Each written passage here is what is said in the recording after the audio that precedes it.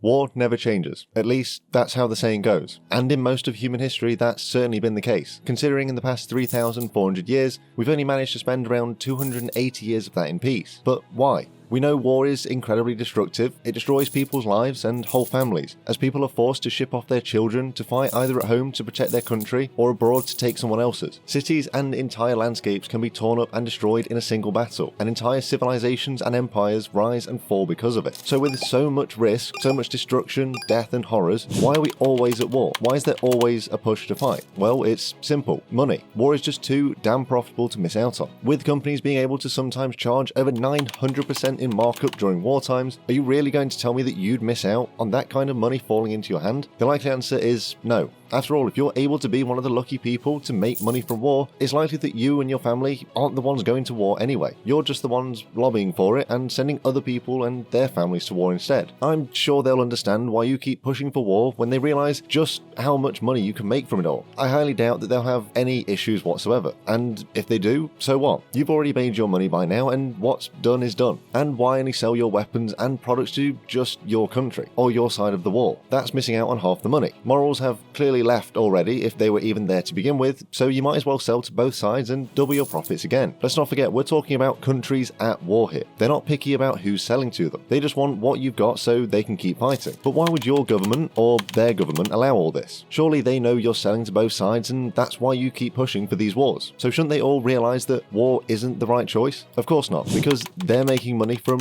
you making money. So of course they're fine with what you're doing. But we'll talk more about the politicians in just a little bit, because now this is how war has become the most profitable industry you could ever take part in. Because war never changes, and I guess neither does profit. When you turn on the news and see reports from war-torn countries, you might see a few things. Sadness, fear, destruction, but it takes a certain individual to look and see something entirely different. Money.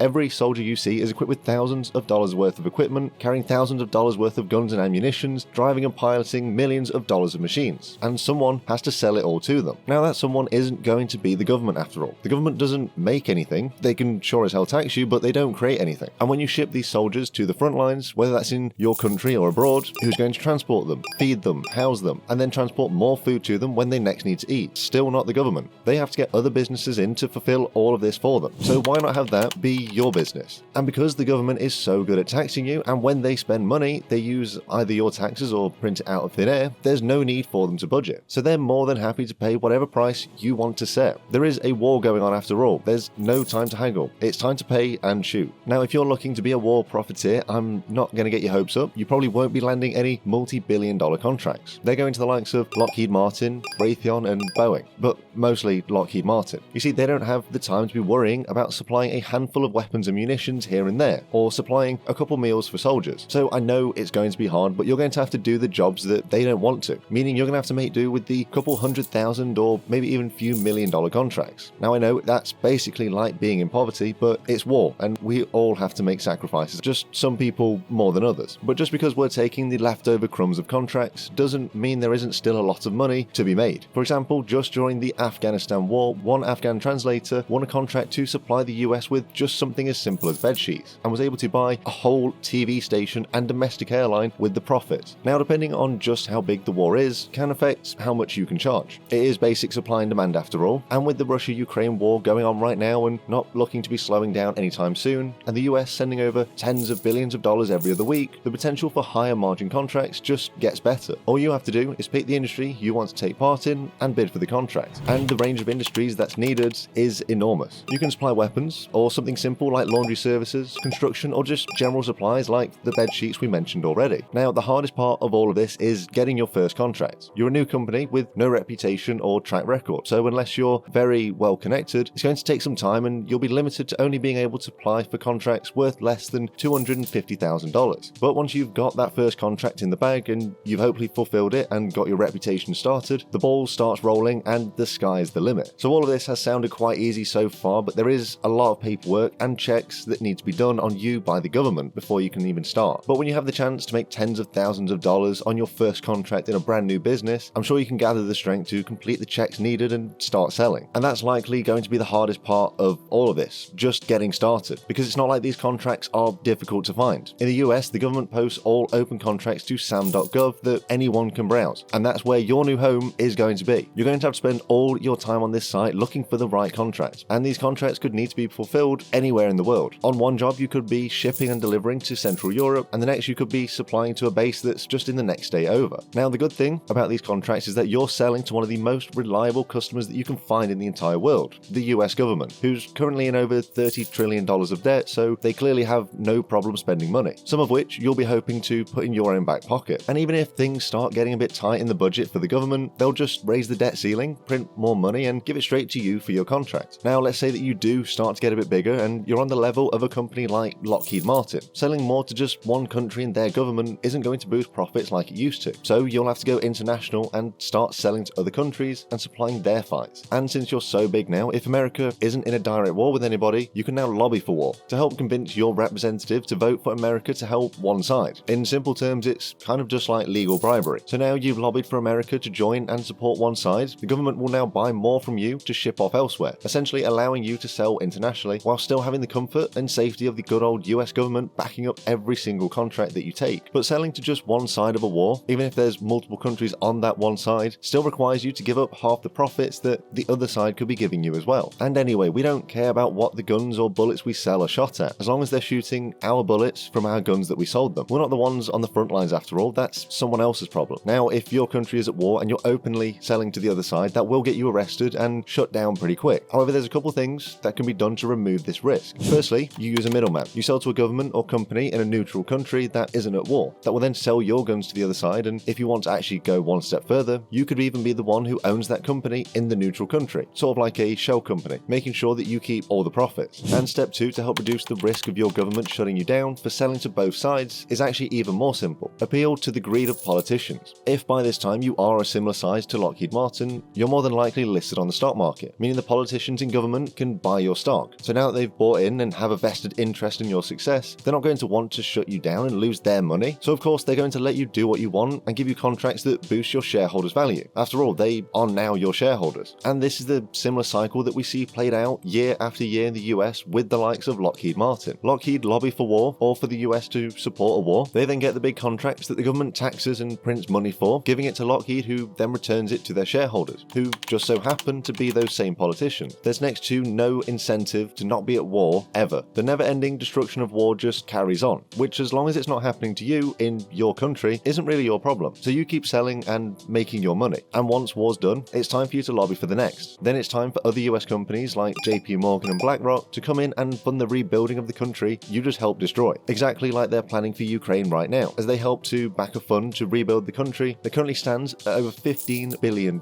You've helped destroy the country and they've helped rebuild it, allowing you all to profit from it every step of the way and help expand the control of the US megacorp. So just remember that every day as we seem to be getting closer and closer to World War III, whilst you're preparing to be shipped out, as you're being trained, fed and equipped with everything you need, there's someone out there that's looking at everything you wear and everything you touch with a price tag and making thousands or more likely millions of dollars every step of the way. So you might want to start making yourself more useful to avoid being chucked onto the front line. It's surely better to be the one selling the guns instead of being out there firing them. But maybe that's just me. Maybe you want to find out for yourself if war never really changes.